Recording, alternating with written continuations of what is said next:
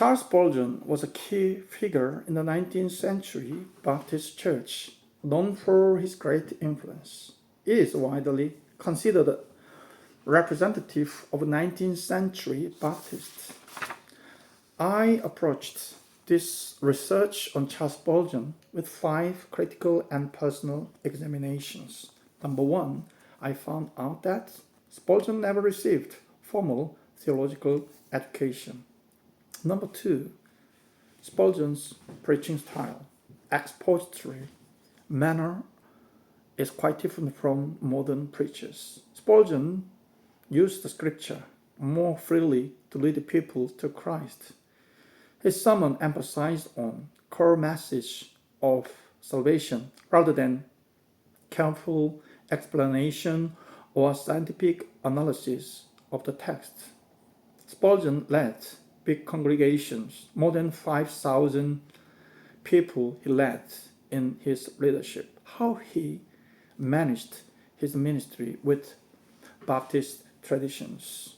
Number 4, I doubted whether Spurgeon he was eagerly involved in social activities and public or political issues in his days.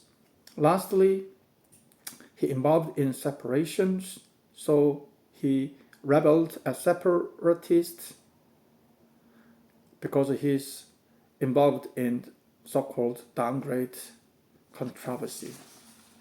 I conducted my research by chronologically, following Spurgeon's life and legacy. Spurgeon was born in 1834 in Calverden, a small village in Essex, 80 kilometers northeast of London. Spurgeon's parents were both godly Christians. His father and grandfather were nonconformist ministers. 1850, Spurgeon experienced dramatic conversions during a Methodist service. When he was 17, just 2 years later, without formal theological training, Spurgeon became the pastor of Water Beach Baptist Church. Again, 3 years later, when he was 20, 1854, he was officially appointed as the pastor of New Park Street Chapel in London. 1856, Spurgeon founded a theological seminary to train future ministers, young candidates for ministry. Between 1855 and 1892, over this period, Spurgeon published 63 volumes of sermons. 1864, age 29, Spurgeon delivered his 4,000th sermon. What about his megachurch leadership? 1861, he opened 5,000-seat Metropolitan Tabernacle in London, one of the largest congregations in the world. Spurgeon, he also engaged social work. He established charity in 1866 to help the poor. A year later, 1867, Spurgeon founded Stockwell Orphanage, caring for several hundreds orphans. Spurgeon was interested in next generation. 1881, more than 1,000 children are enrolled in the church Sunday school. And Spurgeon publicly supported nonconformist right and religious freedom in England, 1877. Spurgeon, 1884, actively led social service and charitable efforts to help isolated and neglected people. And 1889, he increased funding and donation for education and support schools. In 1887, he involved in downgrade controversy, resist the rise of liberal theology. He called for a return to biblical orthodoxy, separated from liberal theological trends. He officially withdrew in 1890 from the Baptist Union, and he issued a declaration defending doctrinal purity, opposing theological liberalism.